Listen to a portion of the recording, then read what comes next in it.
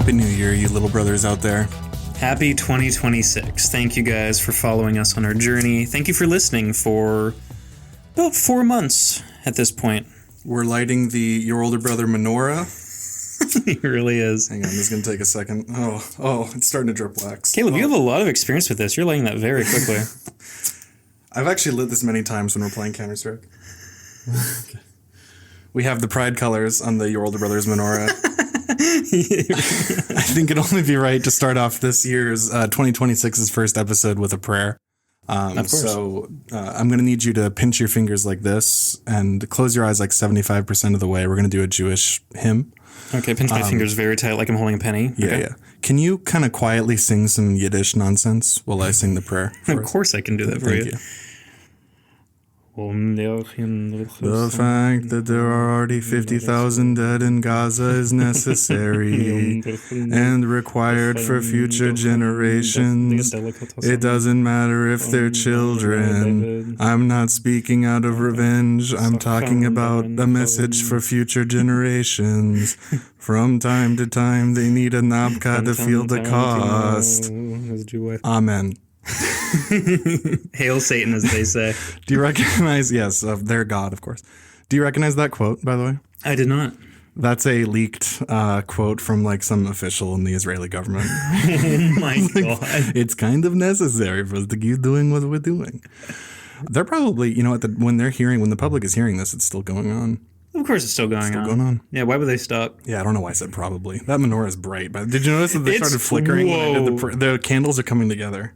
Caleb, that one is going to fall off. The green one. Which one? 3 of the flames have congealed together. I have this paper underneath. Is this going to set my fucking sprinkler off? I don't think so. This is very sensitive, by the way. God. Oh, this one is becoming like a super flame. Look at that. Oh my God. It's like a giant oven. Whoa. Thank you for laughing at that. That took me a second. Yeah, some of the flames are big. Damn. Right. Where did you buy this menorah? Is this the Dollar Tree menorah? Happy New Year. I want to do that too. Hava Nagila, everybody. We're sipping Coors. We have a menorah. It's 2026. And we're going to talk about everything that we saw. We're going to do a sequel episode to our timely discussions, our famous generational run, 4 episodes. I think like 6 hours, something total of us just talking about movies we saw last year. Yes, it was very long-winded. We're going to try to lock in this time, hopefully. We've seen more movies than we talked about last time. Yeah. But we have a stricter schedule. Look at him trying to make sure it's only 2 episodes. We're going to talk about everything that we saw in 2025. At this time, most of the good things that are scheduled for the end of the year are not on this list yet. There's a few. There's one or two, yeah. Most didn't make it. Mm-hmm. This is all the shit that we watched. This is all the slop that the goy saw for the first 10 months of the year-ish. Yeah, I'd say so. I think the latest that any of these came out in the United States is probably November. Yeah, probably. Maybe late November. Hey, look, the candles settled down. They did. This is going to drip so much wet. I can already see it dripping down. Caleb blew out the menorah and it smells like smoke in my apartment now. Yeah, it smells like ash. And where's your beer? Oh, you don't have beer. Oh, you're still in coffee. I'm still in coffee. Weak. Caleb showed up at like 10 and I had just woke up. Your eyes were like bloodshot when you answered the door. Yeah. My alarm went off and I see a text from 2 minutes ago that just says, I'm here. So yeah, I'm still trying to wake up. But yeah, I'm pretty caffeinated. So let's get into it, Caleb. Yeah. We've been through it. It's 2026. Your older brother has officially made it to a second calendar year. Got to give it up.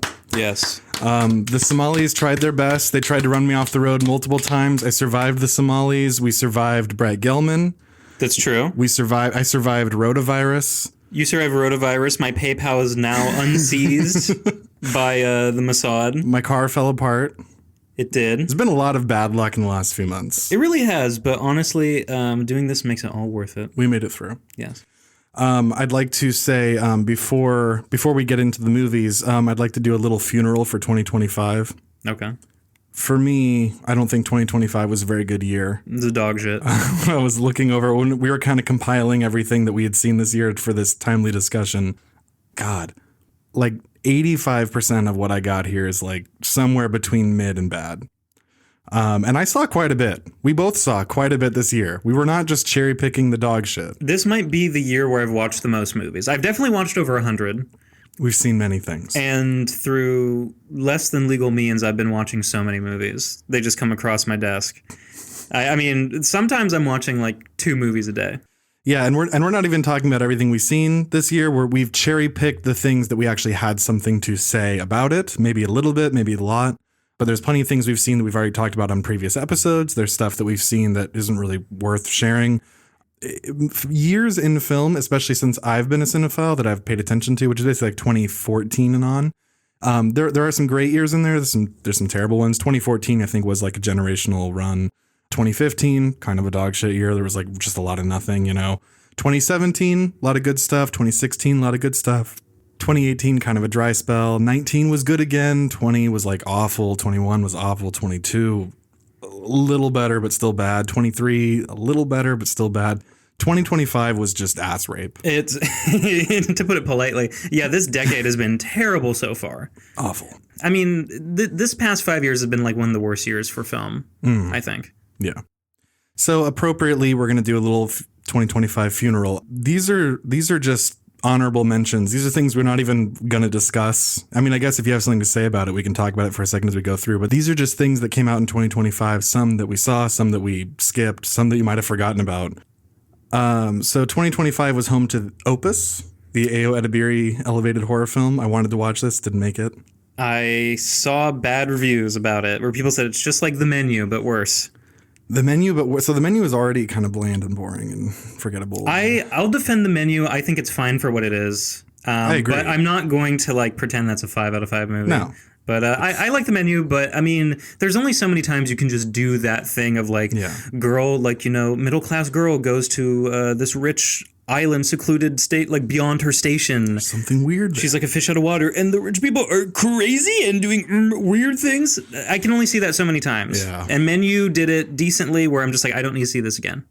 Yeah, I felt the same. It was on my list. It was one of a couple things here that I was like, oh, I will watch that because I'm excited to, even if I don't finish it, I'm excited to start it and kind of see what it could possibly be. And, every time I opened up Max and saw that her fucking soy face on that thumbnail, I was like, I can't, not doing this. Also in 2025, we got Manodrome and The Order. We got 2 different like Groyper neo-Nazi movies. Do you know what these are? Oh, The Order is that one. It has the Nicholas Hoult in it. Yes, and Jude Law. Okay. I know nothing about that besides it released and people were like, all right. It was a movie that came out. It looked completely boring. Do you know what Manodrome is? Never heard of that. So this is a movie starring Adrian Brody coming off his Oscar for The Brutalist and Jesse Eisenberg. Jesse Eisenberg is a young, impressionable man who joins the Society for Men run by Adrian Brody. It's just like Nazi Fight Club, but lame. Oh, it's like Andrew Tate. Probably. Yeah. Manosphere. Kind of. Okay. Kind of. Yeah. Yeah. Didn't see that. We also got Dee Dee. This is an honorable mention from our friend Nick. He recommended it. He said it's a good coming of age movies for Asians. And, didn't see it. I believe that's like an Asian American movie. Something. I just never had the chance to see it. I liked, speaking of Asian American movies, I like The Farewell. It's like Awkwafina's only good role. That was an Asian movie, and that gets the Your Older Brother's seal of approval. That was a good movie. If you're tired of Awkwafina doing her like racist maid from Tom and Jerry voice, she actually gives a decent performance, and The Farewell will make you cry, but not like ugly cry. It's a decent movie. It's a pleasant cry. Yeah. Yeah, no, I wanted to watch Dee Dee, and then it just left Amazon or Hulu or wherever it was, just disappeared. Damn. We also have Flight Risk, the Mark Wahlberg, Mel Gibson wig movie. So I wanted to see that, but I didn't know if my heart could handle it. Same. I knew it was going to be bad, And I'm like, I can't go through with this. It's streaming now. It's playing I think it's on Peacock or something. If you want to see Mark Wahlberg bald. that's like half the trailer. That's a big moment in the trailer. Is like Mark Wahlberg is bald in this movie. He looks so bad in his bald cap. Yeah, he does. What happened to him, man? We also got Captain America New World Order starring Harrison Ford as Red Hulk. That came out? Yeah, that came out. Did you see that? No. No, I didn't. Why is Hulk red now? I don't know. Because he's Harrison Ford. That makes him red. Apparently, there was a big viral moment. He was on the press tour and someone asked him a question like, so when you play Red Hulk, and he's like, what are you talking about? He's like, I play the president in this movie. They're like, yeah, but you also play Red Hulk. He's like, what? He could not give less of a shit. He had no so idea. Many roles. Yeah, so Captain America, what's it? Captain America New World Order. I've been calling it Captain America Ping Pong Pizza. You know what it was, Caleb? They changed the name. It used to be New World Order, and then they changed it to Brave New World because people thought it was a dog whistle. Oh. Which, I mean, the fact that, like, there's a neo-Nazi Marvel fan is, like, there's maybe one ever. Yeah, who even complained about that? Yeah. Do these audiences cross over at all? No. We also had Mickey 17 this year. Again, was going to watch it for the Opus dog shit of it, but... Saw it, thought it was not terrible, but bad. Mark Ruffalo is playing Elon Trump, basically. He plays this dude who wants to colonize this planet, and he also wants to run for office, and it's the most heavy-handed Donald Trump, Elon Musk, shoo-in character. This is Bong Joon-ho's, like, blank check movie after Parasite. Mm-hmm. And I don't know what his vision was with this, because it doesn't really succeed in any one thing. I didn't really like it as a sci-fi movie. I didn't like it as a comedy. Robert Pattinson, I guess, is good. I mean, he's always trying his hardest, even if I don't think he's like necessarily that great in this movie. He has a very interesting accent. It's kind of like, whiny, like almost like Philly, Pittsburgh-ish. I don't know exactly. He is trying. Like if Fry from Family Guy was a real person, kind of. He's doing like that kind of like whiny, dorky, Luke Skywalker-y kind of, but like also East Coast. Yeah. This movie has like, I like Okja as a whole. Bong Joon-ho's, one of his prior movies. His pre-Parasite, so not blank check, but his very like finely written out check. That was his first like, no, that wasn't his first American movie. That'd be Snowpiercer. But this was, I guess, like his bigger budget American movie for Netflix, I believe, or at least Netflix picked it up. I have a problem in that movie about some of the characters just being like way too two-dimensional and just like caricatures. Mickey 17 has the exact same problems, but worse. Okja is a better movie overall, and I like that movie a lot. But Mickey 17, I don't know really who it's for. Just not great. American movie. People who see trailer and they say movie with plot where bad guy want to do thing, but man also Trump. If that is exciting to you, then Mickey 17 was made for you. I did see that scene. There was a scene that went kind of viral of Elon Trump and Toni Collette talking in some kind of steam room. And he's like, my evil plan is going to be to get rid of all the immigrants who don't belong here or something. Yeah. Oh so my God. Who wrote? Did Mark Ruffalo write his lines? Like, what is this? He probably did. I mean, the entire point of the movie is they go to this planet to terraform it. And there's this native species that is like a bug type thing. Not like Starship Troopers bugs, but just kind of like fat blob things from what I remember. I mean, I saw this like almost a year ago at this point. And it really is just like a heavy-handed metaphor for colonization, immigration. I mean, this is probably like, Bong Joon-ho's just attempt at like, sticking it to Trump maybe. I'm not saying that's what he did, but I mean, honestly, what else could this movie be when it's that heavy-handed? Was there, I guess I should have looked into this. It's possible that this is one of those things where it was co-written by some American hack screenwriter who had like an axe to grind. Not sure. And he's just the guy saying action and cut. Action and cut too. We also had The Accountant 2. I planned to see it, but then I didn't get around to it. It looked fucking dull. Plus, The Accountant was bad. Yeah, I agree. But I was like, hey, they made a sequel. Isn't that crazy? They made a sequel 10 years later. Yes. It's a movie that did not need one. Yes. If any of you saw The Accountant, he's an autistic man, but he's also an accountant, but he's also John Wick. That's the movie. Yeah, Ben Affleck has autism, which already that's crazy. And the way it portrays autism is like... Not true at all. I need to show you some scenes from The Accountant and hear how loud you scream. We got Final Destination Bloodlines. I think this is like the 9th film. I think 6th or 7th. Oh, maybe I jumped the gun. I've never seen a Final Destination movie. This was on Max. Again, I was like, maybe I'll get around to that. And then when I looked at it, I went, do I need to spend an hour and a half going just so I can say to the people that it was bad? That you saw people die in funny ways. Yeah, I mean, I've seen the first one, and it's fine enough. This new one I know takes place in Seattle. They do have a scene where, like, I think the Space Needle just collapses. That's cool. Which, I mean, it's cool to have movies set in Seattle. I mean, they probably filmed it in Los Angeles, but yeah, whatever. Didn't want to see it. I don't think that series intrigues me. I know we have one listener who loves that series, but just not for me. Didn't interest me. 2025 was also home to The Alto Nights, early release in the year. Oh my God. Yes. Throwback to our first Patreon episode. Dude. Also, I need to re-listen to that episode. God, I was chuckling so hard when we insinuated that Robert De Niro was getting molested by black children. No, he was inviting it. He was presenting. Yeah, he was the one putting his ass out on the corner. His mom was like, "Get on the corner," but not to push any drugs. The sweetest drug with a nickname like Bobby Milk. I mean, you only wonder how he got that, and it wasn't because of the color of his skin. No. It was the content of his asshole. We also had the Minecraft movie, Chicken Jockey. Oh my God.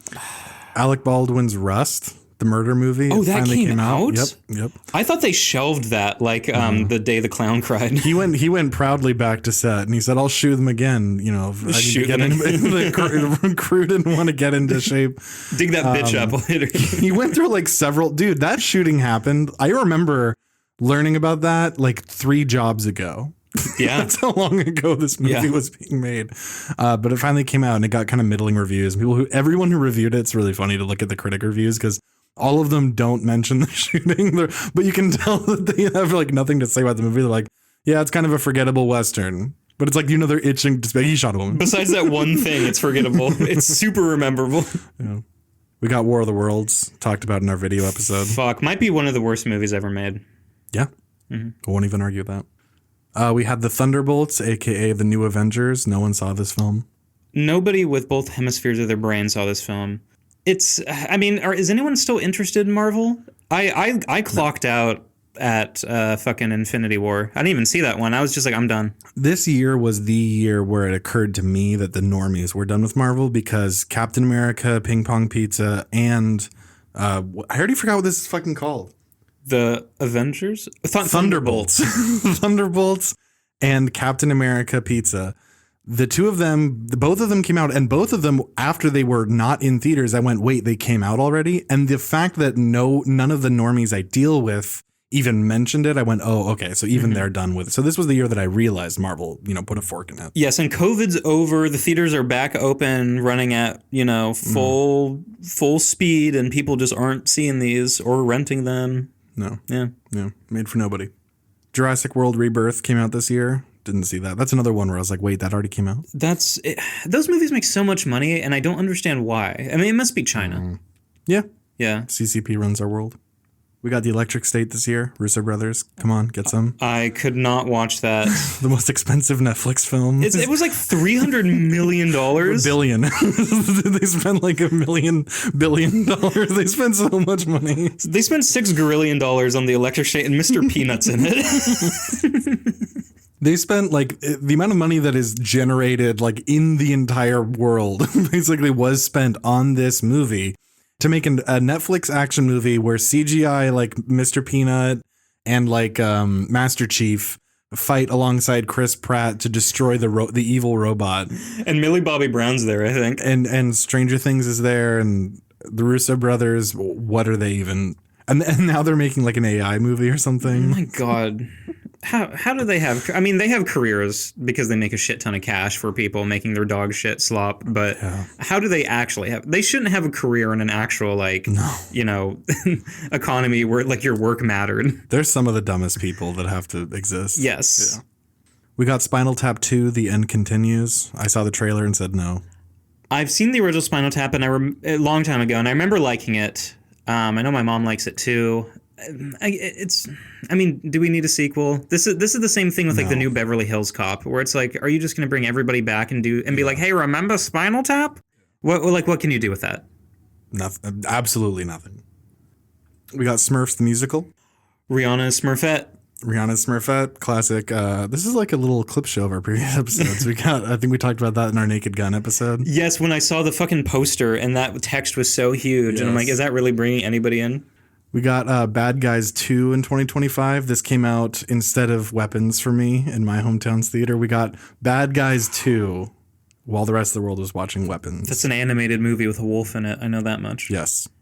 My goodness. I think Jason Bateman is a wolf. He's a wolf. He's the bad guy. He's the bad wolf. We got Sinners this year. Famous episode 7, Sinner Slap. Fucking hate Sinners so much. This guy's so racist. We got F1, the movie. That's racing movie. I'm not a racist, so I'm not into F1, but this seems like a movie that your dad would watch on streaming and be like, yeah, it was pretty good. And it's like Ford versus Ferrari. Yeah. It's a movie made for people who like cars, which, tend to be people's dads, older guys, or people who are just into F1, which is billionaire pedophiles in Dubai. So it just wasn't for me. I know Hans Zimmer did the score and he got nominated for it. He got nominated at the Golden Globes. At the Golden Globes right now. And it's like, of course he did, because they're always going to nominate him. And I want to talk about that. So the Golden Globe nominations are out right now. Yeah. I sound drunk. I'm half a beer in. The Golden Globe nominations are out right now. And Best Podcast nominees. It's just a bunch of dog shit. Your Older Brothers did not make the cut. Yes. It's like the Amy Poehler show. Yes. And like My MeUndies. What's that woman's show called? My Underwear or my period today. I think it's like My Pussy. Woman Hear Me Roar and My Period. What's it? Call Her Daddy. Yes. That's what it's called. Yeah, Call Her Daddy is to her credit, that's like the number one like listened to like female run podcast. But I don't know any chick that's listening to that. Probably because I'm not talking to like sorority girls who have like the IQ of a Somalian. A really high one. A really high IQ Somalian, so like 80. But that is high for Somalia. Yes. Isn't the average like 65 or whatever? Yeah, there's always a running joke that like the average IQ in Africa, some of the states are just like 70 or like below 70, and 70 is the benchmark for being clinically like mentally deficient. Yeah, like Forrest Gump was like 71 or something. Yes. Yeah. And he's like, I had 2 more points than a Somali. Can't believe they kept that in. Well, the only thing I have to say about F1, I know someone who's seen, actually I know 2 people. I have a coworker and also my cousin saw it, and he was telling me about it at Christmas a little bit. He said it was like fine, or that it was good, I think. I forget. But it was, I think he made reference to, I could be, he's listening, so I could be getting this wrong. So write in if I got this wrong, Jack. I think he likened it to like Moneyball or something, or maybe we just talked about that because of Brad Pitt. I don't know, but that it's a movie. It's a movie where you watch it and you say like, I'm going to watch a movie where someone is trying to accomplish like a corporate task, and then you watch it and you go, wow, I saw that and it was done fine. Okay. People keep clipping scenes from it, and it looks kind of bad in these clips. It looks like if for anyone out there who's used cameras, if you film something in log profile and then you don't color correct. So basically what you have is a very flat image where like white people look literally white, like their skin looks ghostly, like everything's kind of pale and desaturated. It just looks like that. And that scene that everyone keeps memeing of Javier Bardem when the fireworks are going off, it looks like weird and cheap to my eye. I don't know. Yes. It's strange. Yeah, for people who don't know what that is, I implore you to look up a terrible movie called Birdemic 2. Now, Birdemic 2, the guy who did these is insane. He shot some scenes just in log, like on the Santa Monica Pier or something, and it's just so blown out and you can't even see what's happening, and that is in the final movie. Nice. Is the final cut. I'll show you later. It's almost like unviewable. I'm excited to see that. Okay. We got Freakier Friday this year. All freaked up and sexual. Freaked up and sexual Friday. I guess they need money.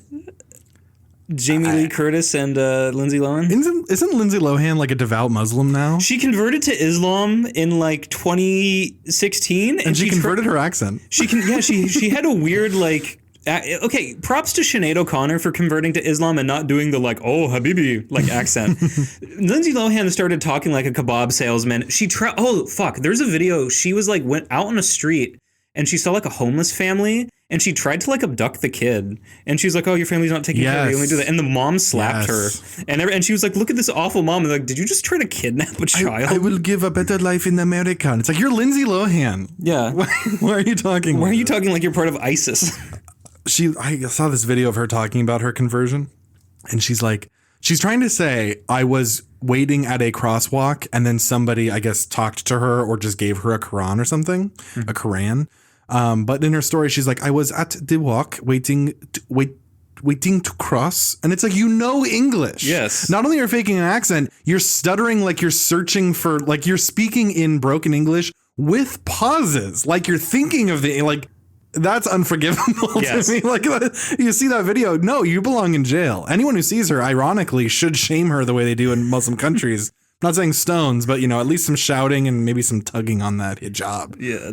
Let's see those double Ds that you're so famous for in the canyons. And Paul Schrader's The Canyons. Yeah, don't throw rocks at her head or anything. Just do what Caleb said.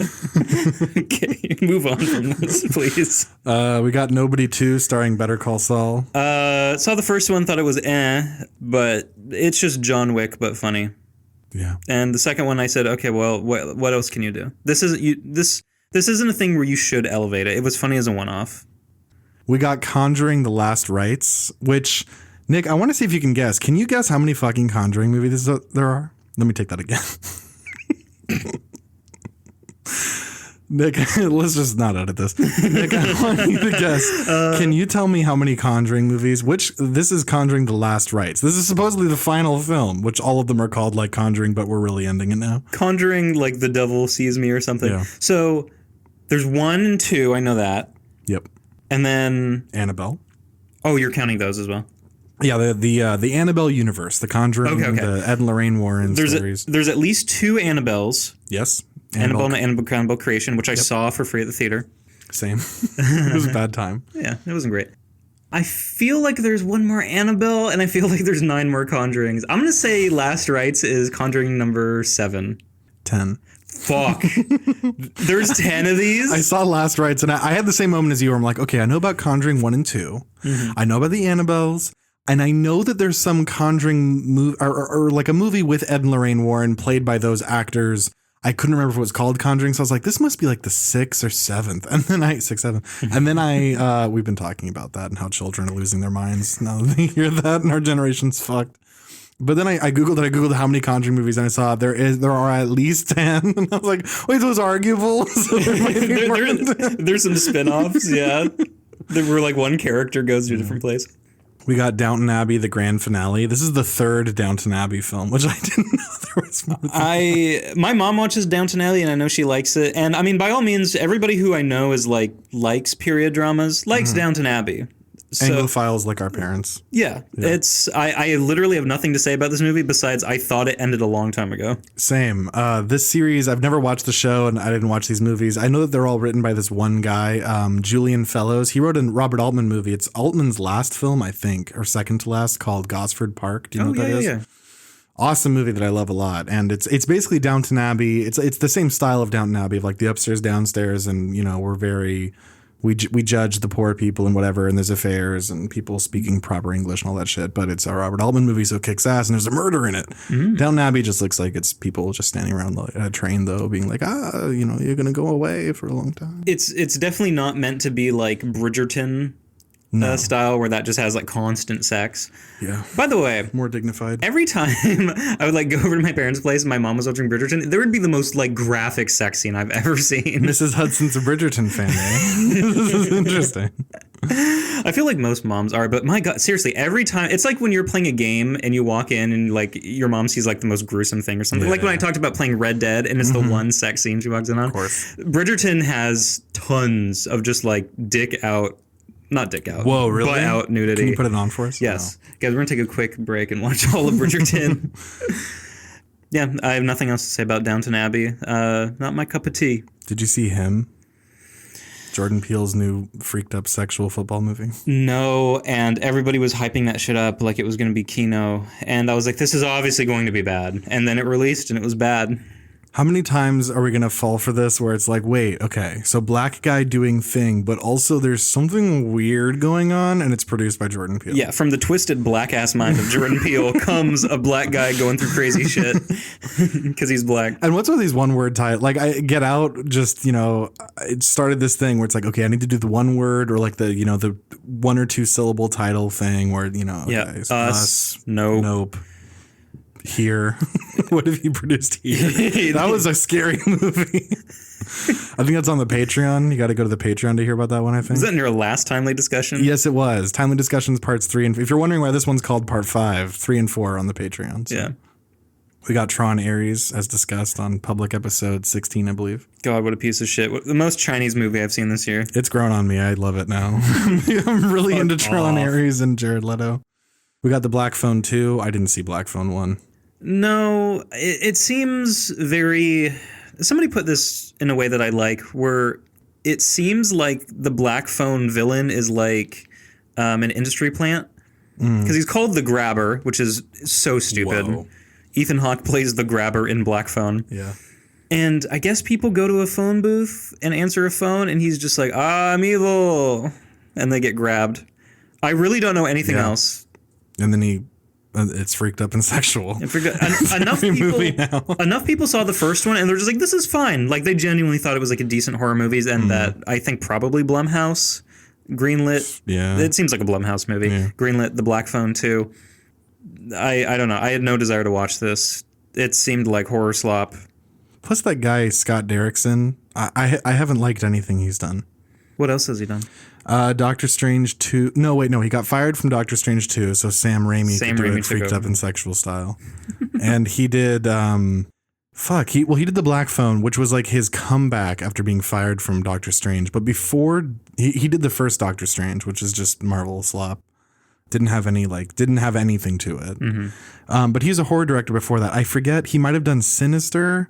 You'd recognize his credits. He just does like kind of random, like not Conjuring, but that same kind of world of horror where it's like it's a popcorn horror movie, which is to say it's going to have a really bland story and have scenes where someone is slowly walking around somewhere so they can be startled before the climax where a big scary monster is threatening to maybe do something to somebody, and it becomes like a shitty action movie, which is what almost all horror movies are now. So he that's his wheelhouse, is that kind of shit. Okay. So if he did do Sinister has a lot of fans that I didn't really notice. Like I forget on what metrics they judged it, but like some people did a study and found that like audiences had the scariest reaction to Sinister out of like all these other horror movies. Really? I don't know if they included Exorcist and like Jaws and all that, but at least in terms of like modern horror movies, Sinister ranks as like in terms of like actual measured scary metrics by whatever they did. I don't know what it is. Sinister is like the top. That's interesting. I mean, it has the really effective lawnmower moment that everyone knows. Mm-hmm. And I remember that some of the other I don't remember any of the videotapes being like lame. I remember they all had at least something to it that's like, oh, that's kind of cool. Mm-hmm. But 90% of it is Ethan Hawke in an attic. Going, oh, what in these tapes? Oh my God, he's sinister. He's still bad. Oh my God, I've seen the fourth one now, and he's still scary in this one, just like he was in the previous ones. Let me go downstairs and have an argument with my wife for 10 minutes. He's putting in a tape and seeing people get like their heads going, takes it up. It's like after the third one, you're like, okay, I get what's going to happen. It's like Nocturnal Animals, where you're like, this only works, and I don't even think it works, but it's like this only works. This can only possibly work in a movie where you don't have to think about the person actually living with like through this, where it's like, oh my God, I'm Amy Adams. I open up my iPad. Oh, something scary on it. And it's like, this wouldn't do anything to you or like cause any kind of tension or actual sinisterness.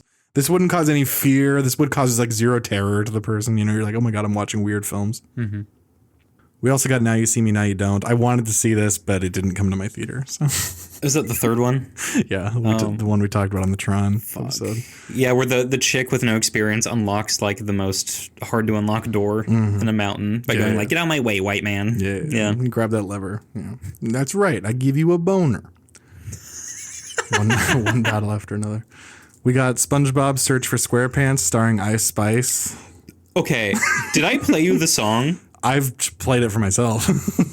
Okay, if you're listening, no matter what age you are, you need to go online right now and search Ice Spice SpongeBob song. It is the most like actual Down syndrome song you'll ever hear. One of the most low effort music videos I've ever seen too. Yes. Yeah. I can't believe that, you know, in the first SpongeBob movie, we had like Ocean Man by Ween, a very good song. And it makes sense in the context of like, you know, Steven Hillenburg, the creator, was like very into marine biology. That's why he made SpongeBob. And that's why everybody's like, you know, an undersea animal except for Sandy. And then the new SpongeBob movie, the last one had Keanu Reeves as a tumbleweed. And then this one just has Ice Spice. And SpongeBob's a big guy now. And the song's called Big Guy. And she says, SpongeBob, big guy, pants okay. Which is the most like just jarring line. SpongeBob, big guy, pants okay. It did its job. It became viral. You know that thing of how movies will have moments to be memed? Yes. This whole thing, it's like, well, we're making a SpongeBob movie. We have money in the bank because the kids are going to see it, but we can't only rely on that. So we need something. So get Ice Spice.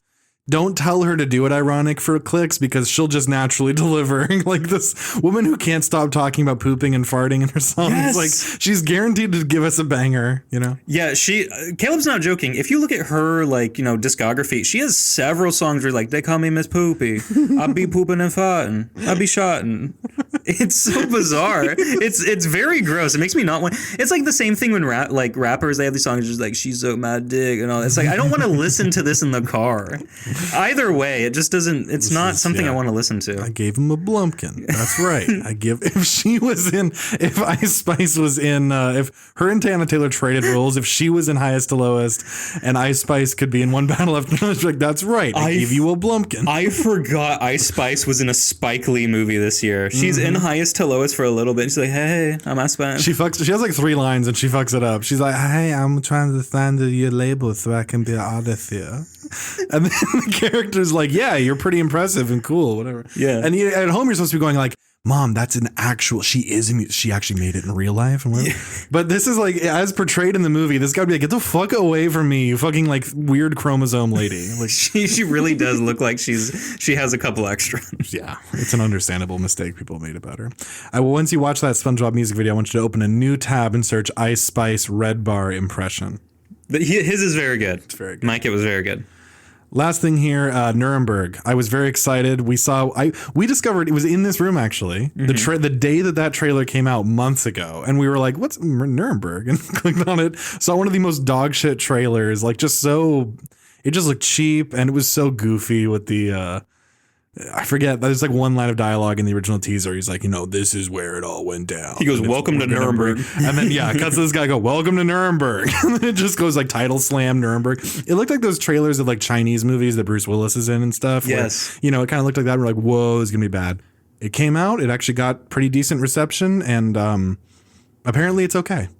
I guess it just had some bad marketing because apparently the movie is kind of like a kind of intelligent, I wouldn't call it cerebral. But from what I've heard from people who've seen it, apparently it's okay. There's a clip that we just watched a minute ago that infuriates me, where the American guy interviewing Goring is like, so Hitler, why did you guys follow him? He wasn't even a good painter. And it's like, this is such 2025 dialogue. Yes. It's like, it would not be a fucking mystery to him why the Germans loved Hitler. He was the Elvis of their time. It was like if Elvis was the president and then like saved their country. Like he was the most like beloved, went to jail for his principles, which like gained him all these fans. He got a bunch of like love letter. He wrote Mein Kampf with like a typewriter that was gifted to him in prison because he was this like, Joaquin Phoenix Joker hero to the people. It would not have been a surprise. Yes. He wouldn't be like, so why did you guys like this Hitler? And it's just like, this is written by a modern idiot. And keep in mind, at this point in history, the Allies had been fighting World War II for 6 years. Yeah. So at this point, you think they didn't like psychoanalyze everything? Well, why do they like this Hitler chap? Yeah. Maybe he's a great public speaker or something. Obviously, it has to be something. It's an anachronistic take on why they think, very anachronistic. Why Hitler has this following. Rami Malek sitting back, he's putting a cigarette in his mouth. Tell me, why'd you like this Hitler guy, huh? It's the whole scene. Yeah. Anyway, that's shit we did not watch in 2025, or I guess a couple Mickey 17 you saw, but that's the shit that we was not worth our time. And that took 30 minutes to get through. This is gonna be like 9 parts. Fuck, we watched too much shit. So first on the list, I saw part of Black Bag and part of Presents.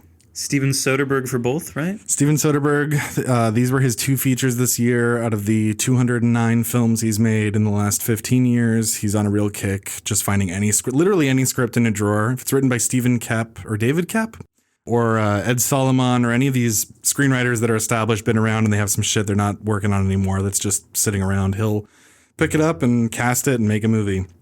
Presence is shot on an iPhone, and it's fucking boring and lame. And Black Bag is shot on real cameras, but it has no energy. Steven Soderbergh lost his passion for filmmaking. In the late 90s, early 2000s, he went on a pretty generational run of a lot of really good movies, some greats, a couple classics. He did And the Oceans movies and all this stuff. And he just had like so much fire. And then he kind of retired from filmmaking, and then he came out of retirement in 2017, and he's been making like a movie a year, and almost all of them are bad.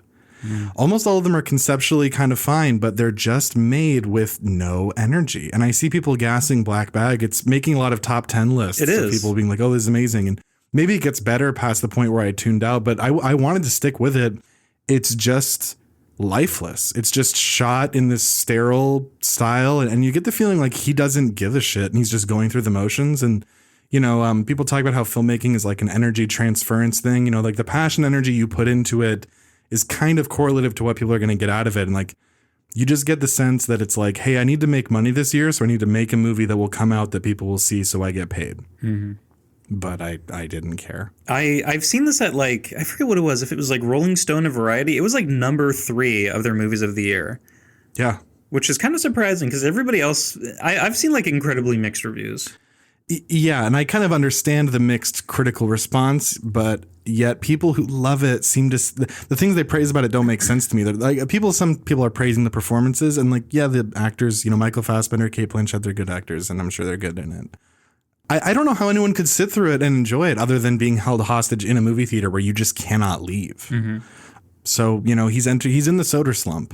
And Steven Soderbergh at one time was one of like my favorite. He was a very inspiring figure to me, and you know, I urge anyone go out and watch Schizopolis. It's not quite Julian Donkey Boy level, but it does have the Dogma feel. It was made for like no money. It stars Steven Soderbergh. It's a hilarious comedy, and that kind of revitalized his passion for filmmaking. And then he made all these great films like Out of Sight and Traffic, which he won the Oscar for, deservedly.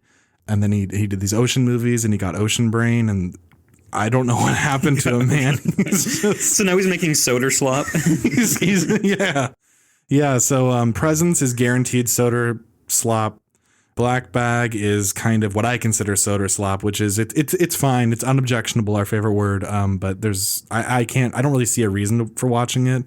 And I wouldn't recommend it to anyone except like, I guess, older people who enjoy watching something that isn't going to challenge you because you're just kind of old and tired and you need something easy. Mm. You might enjoy it. It's a really, you've seen it a million times, kind of spy thriller that he has done before. And he's done boring ones. He's already made this movie without energy before. Oh my God. So here's another one. He's phoning it in. Yeah.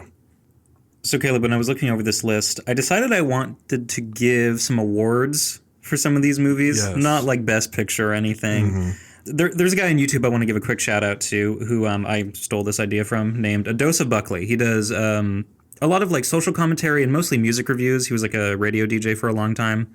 But he, in his like end of the year list for like the 10 worst songs, gives like little cheeky, like, you know, in the award for like, you know, whatever.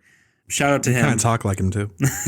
Kind of, I guess. Maybe I am like, you know, subconsciously lifting from his cadence, but maybe. Anyway, props to you, Dosa Buckley. You're great. This next movie, I want to give the award for wasted potential, and that goes to The Long Walk. Damn. This is a Stephen King adaptation starring Philip Seymour Hoffman's son. I think Cooper, I already forgot his name. Yep. And Mark Hamill as the evil fucked up general who's like, you boys are going on the long walk. And I'm not even really kidding with what he says. Yeah. So I haven't read the book, but from people who have read the book and whose opinions I sort of would trust from what I read, they say it's not a great adaptation. They leave a lot out. So the entire purpose of this movie, dystopian future, but it takes place like in the 70s. There's like a military coup. The government is run. It's like a total fascist state. And every year there's something called the Long Walk, where 50 boys from every state meet in a certain point in the continental U.S. and go on a walk, and the last one standing gets to wish for anything they want. Which, first of all, why would a fascist dictatorship do this? Yeah. It doesn't really make a lot of sense. I feel like I know what they're going to wish for yeah, at the end of this walk. Yeah, and Steven. There are some rules for what they can and can't wish for. It's like, I wish for a peace on earth. Oh, no. There's nothing like that. Most people, I think, wish for money, they say in there. Okay. The premise is already kind of like, why are you doing this? But, I'll let it go. It's a movie. Movies have outlandish premises. I can run with it or walk with it. But there's a really funny thing I saw online that I'm still chuckling about. Someone wrote a 1-star review on Letterboxd about Cooper Hoffman and said, why would you show up to the walk fat and wearing jeans? Which is what he does. He's wearing like a very 70s, long sleeve shirt, and he has like his Levi's on. And a lot of people just have shoes that aren't comfortable. And it's like most of the people in the lore of this movie willingly go into the long walk because they want the opportunity. Yeah. It's a thing of like, I have no money. In the movie, the lore is that there's like a huge period of like economic downturn. There's a depression. So they're looking for money any way they can get it. Yeah. But a lot of these people are just like unprepared. And through the course of it, you see people make really dumb mistakes. They have something that basically times them where it's like, if you're not walking at, I think it's 4 miles an hour. So like a 15-minute mile, which is pretty generous. You get like a warning, and like if you get like 3 warnings, they just shoot you. Okay. And this is what people know beforehand. This isn't like a Squid Game thing where it's like, oh, what are they gonna do? And they end up getting like domed. These people are so unprepared. The characters are very half-baked because 90% of this movie is just them walking from like point A to point B.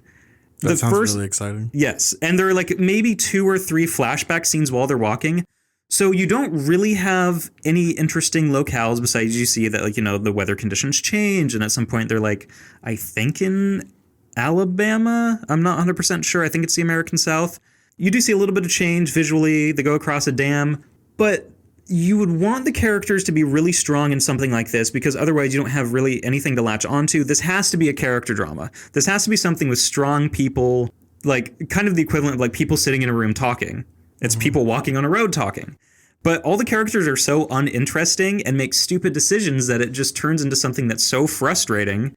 And it makes me wonder, was this rewritten? Because there actually is an alternate ending that I think people have already seen online somehow that is pretty much the same, but like actually says more about the lore. So it's like, why did you cut out the ending with more lore?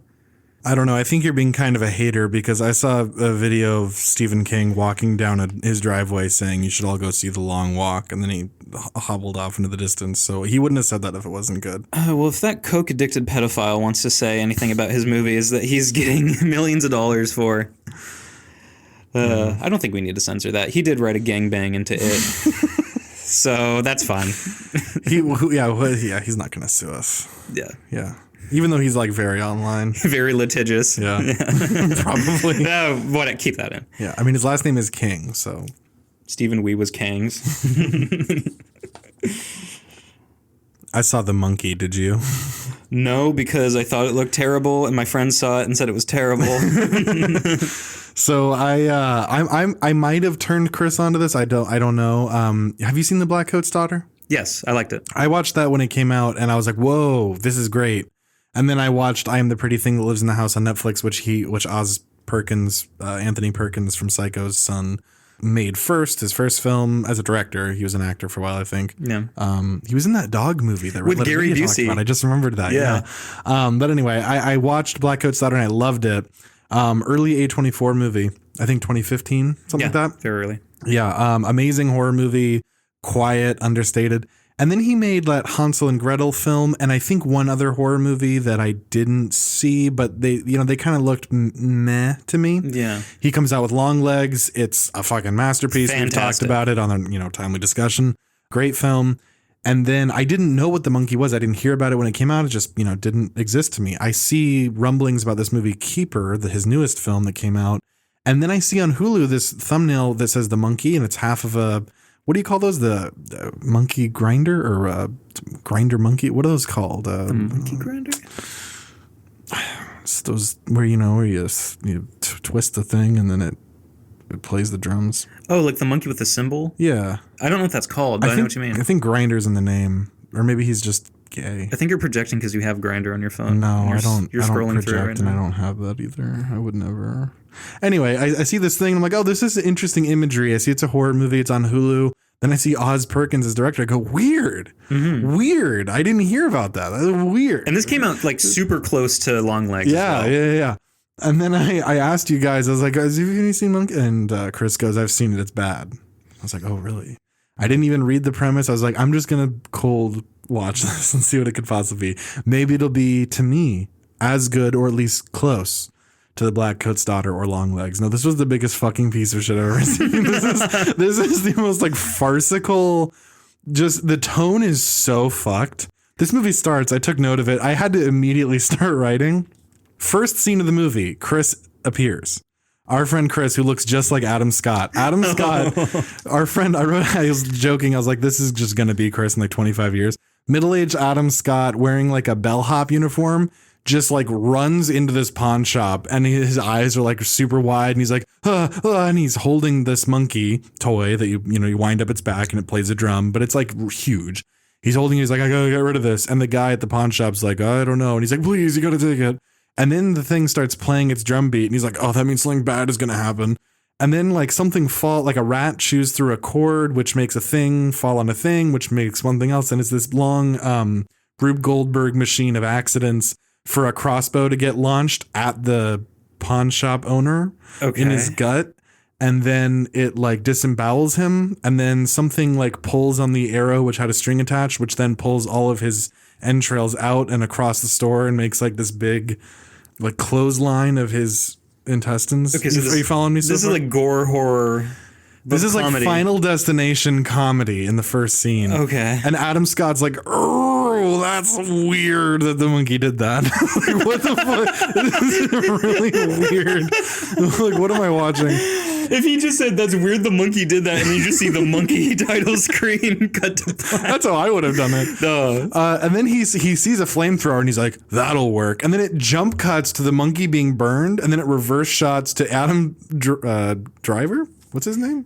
Adam Scott. Yeah. I'll just call him Chris. A reverse shot shows Chris. He's holding the flamethrower and he's burning it. And it's a very like Once Upon a Time in Hollywood kind of framed shot. Like if you can see that in your mind's eye.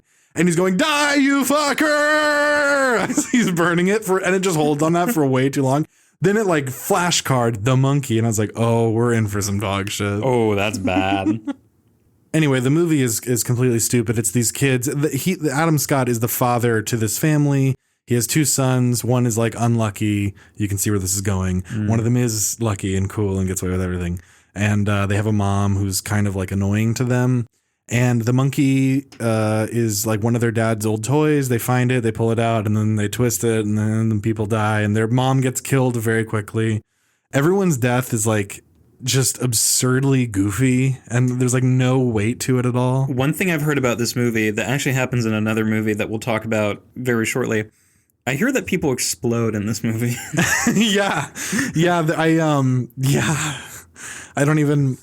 There's one that the mom's head explodes. She has some kind of aneurysm that like goes out. Like it doesn't make any sense. That's not how aneurysms work. Her head like literally explodes, and they're like, yeah, she had a brain bleed.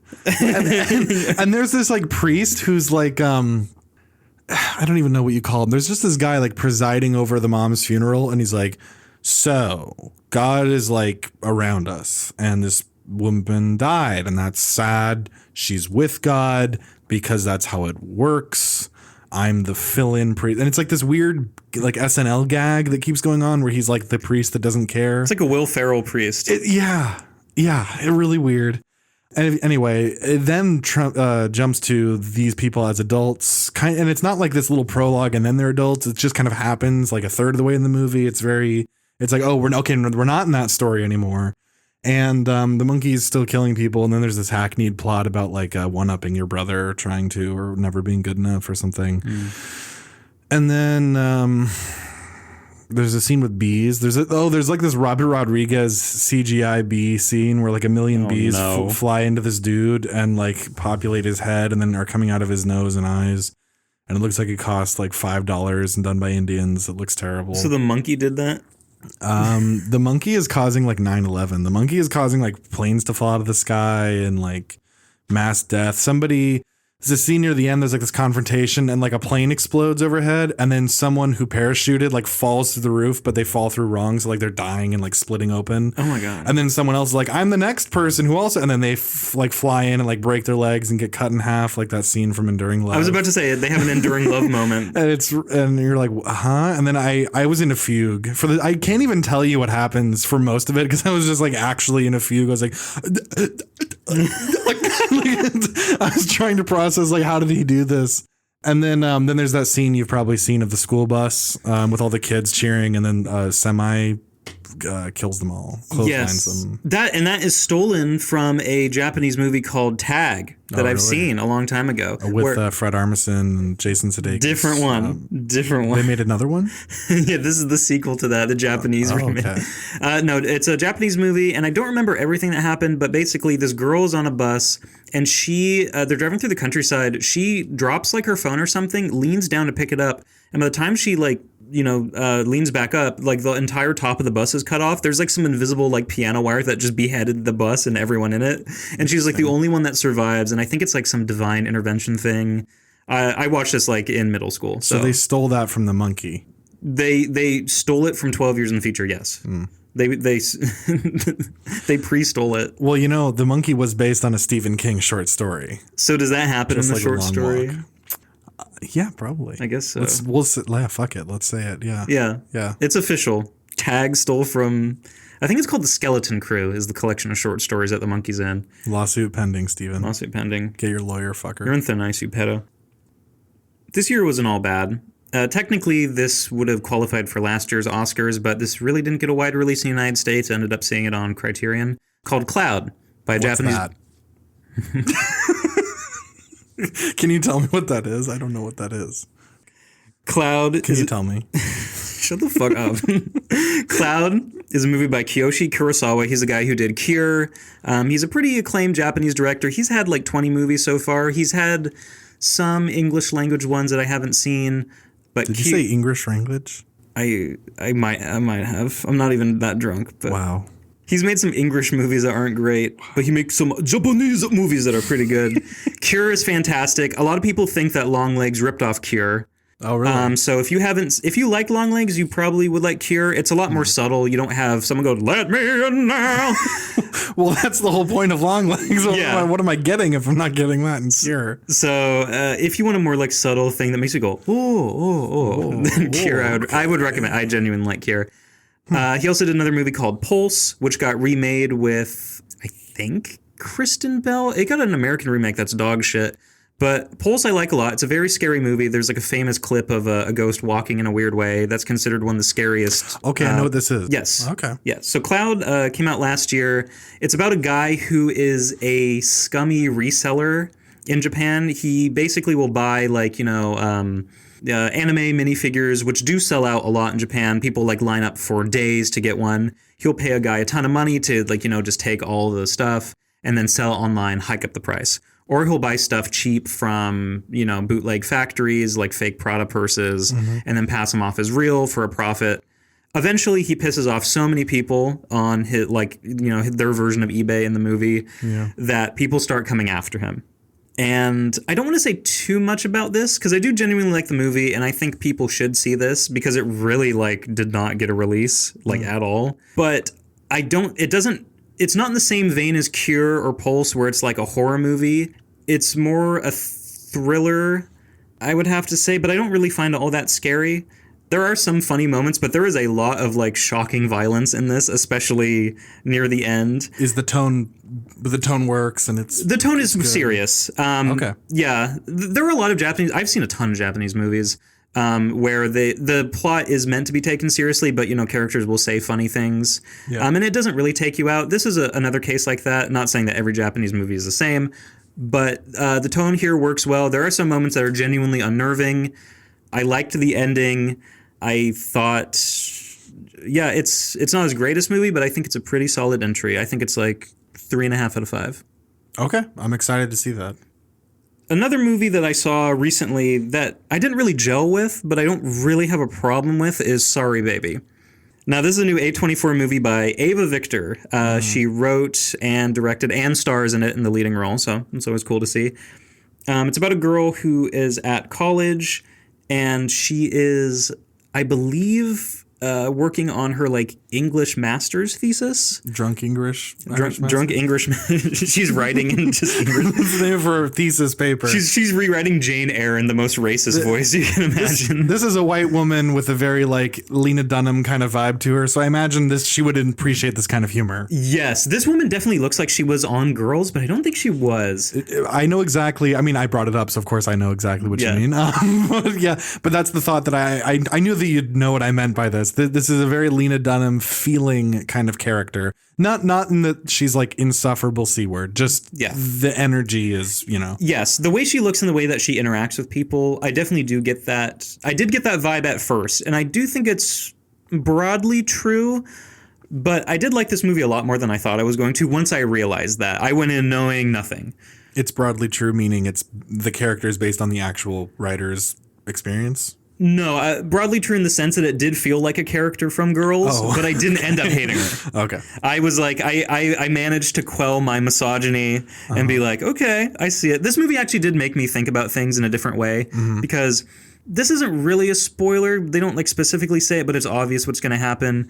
The teacher managing her thesis at the college, he's just like, wow, you're your thesis was so good. It's an A. You should come over to my house and we can talk about all this. But he's married and has a kid, and she goes through a traumatic event, which is she gets if you've seen the trailer or read, you can already tell. Yes, she gets sexually assaulted. It's not shown or anything, but it's very obvious that there was a sexual encounter that she did not want to happen. Yeah, it's very clear that she did not want. It's not regret, which I'm against, by the way. You're against? What are you against? Consent? don't I'm trying to turn this around. I was trying to insert a very blunt joke, Norm Macdonald style of rape, which I am against, by the way. 9/11 was a national tragedy. You're against consent. You one-upped my Norm and pretended to be confused. Nick is always talking about how this movie is based on the lie and all that kind of shit, but I believe otherwise. I started this movie and I plan on finishing it. I started it a couple nights ago on HBO. I got it out of HBO and I watched the first, this is that thing I hate in movies where you don't have scenes. You just have a million fucking 10-second long shots of people doing a thing while they make chit chat. You know what I mean? Where the friend arrives and then they're on the couch and then they're on the grass and then they're outside and then they're inside and then they're on the bed and it's all that. But it was okay. I mean, it was done fine. And I've seen the trailer and I watched maybe 20 minutes and I was like, okay, interesting. I'm going to finish it. I wasn't turned off, but I was mentally turned off a little bit at the very beginning with the penis conversation. Yes. Where I was like, oh, is this going to be a fish movie? Well, a fish movie for me, by the way, I don't know if I've used this lingo in front of you because I haven't watched a mumblecore girl movie in a long time. Like Lena Dunham's first film. To me, a fish movie, if you have any brain, you already know the analogy. It's a movie made by a woman who probably smells kind of bad in her pussy region. And she makes a movie about 20-somethings, young people. And the movie is going to be about a woman or a couple of women who are friends and trying to have it all, Liz Lemon style, but unlike 30 Rock, the world isn't actually so nice to women. The men out there, they want to put their goo in weird places, and you have to pretend to be okay with that. And that's going to be you already know, you can already think at home. You've seen movies like this. They often star Lena Dunham or Greta Gerwig back when she was young, and also quite hot in Frances Ha, I gotta say. Back when she was skinny. Yeah. Noah Baumbach made a fish movie, and it's the best fish movie. Frances Ha, I would give that a big recommendation. But I got that feeling. I was like, oh no, I'm watching a fish movie, but it looked okay actually. Yeah, so. Let me quell your fears. It's not going to go in the direction that you think, where it's all men are rapists or anything. I was afraid of that. Yes. It hits too close to home. I'm pointing a gun at the screen and I say, don't do it. Don't you dare fucking insinuate it. The moment it reminds me of my personal life, I'm going to shoot the TV. If they say what I did, the second I'm watching it, I'm going, no, I didn't. I'm saying, no, you're lying. What do you mean? You're mean. Yeah, it isn't a heavy-handed, all men are evil like that. I didn't think it would be, for the record, by the way. It does address a lot of what people would call rape culture in some sense, and how more than just men excuse things. There's one thing that she says that I thought was very interesting that made me think a little bit differently, where they were asking something about like, you know, what do you want like to happen to him or something. Like her friend, she confides in her friend, like, you know, I just got raped or something.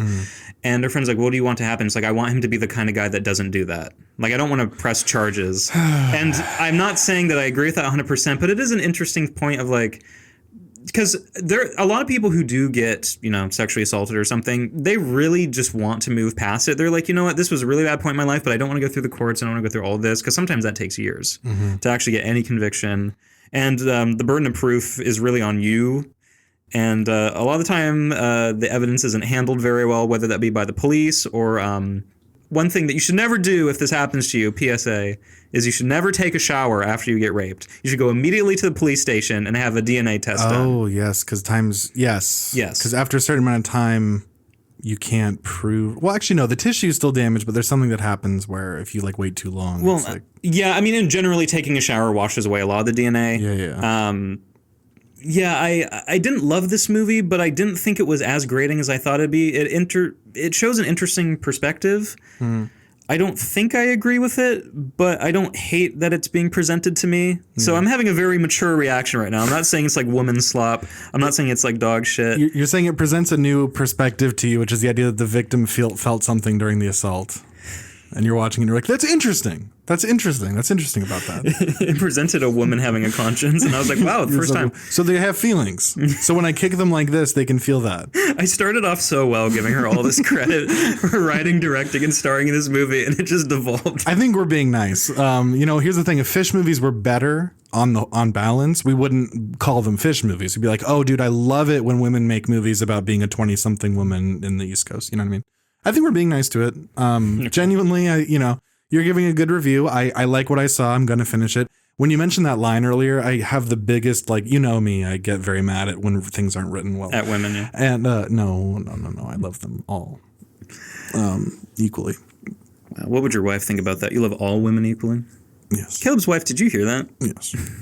I love them equally physically. That's what I'm saying. You're sleeping on the ground tonight. Whether they want it or not.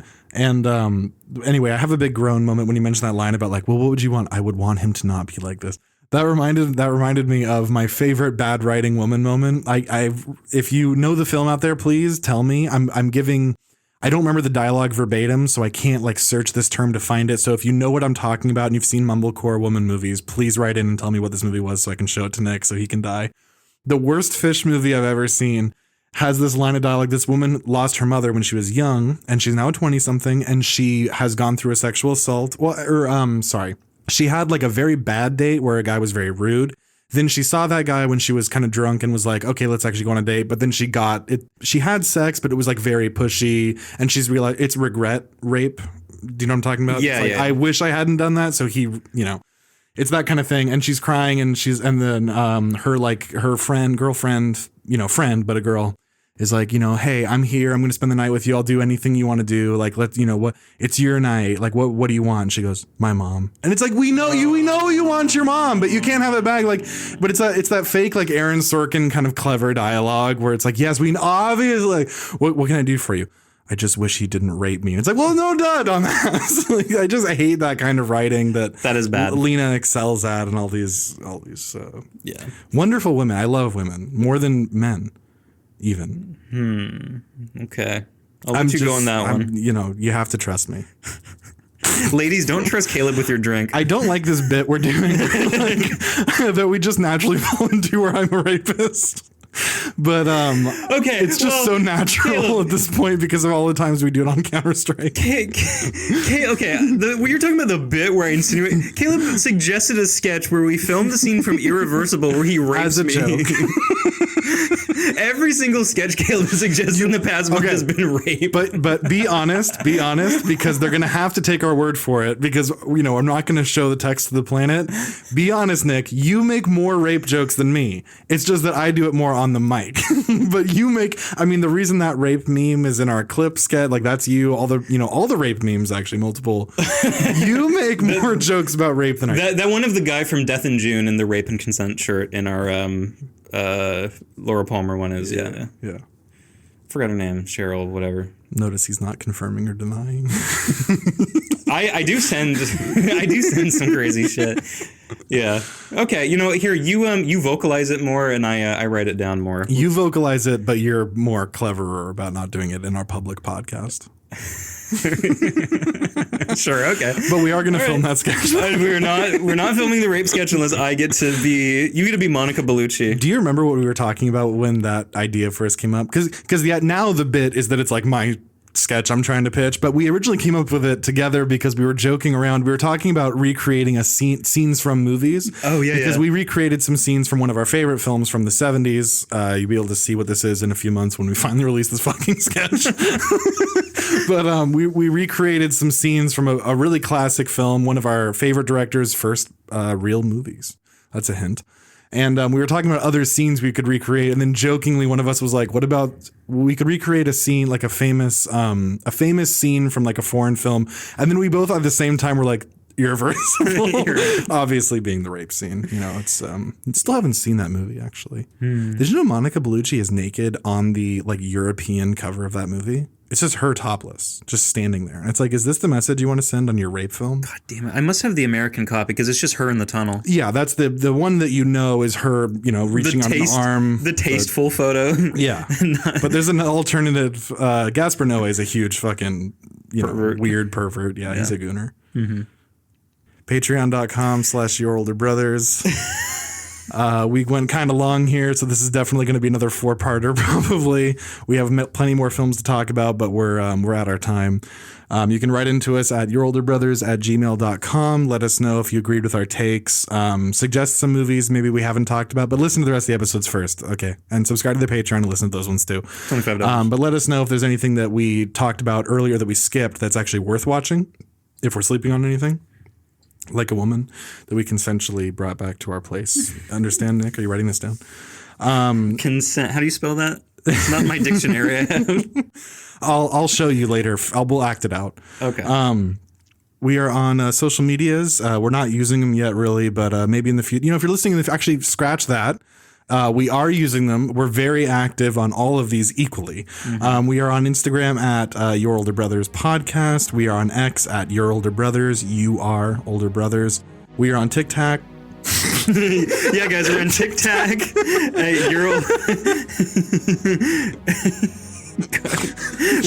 One beer. Sure. Fuck it. Good night, everybody.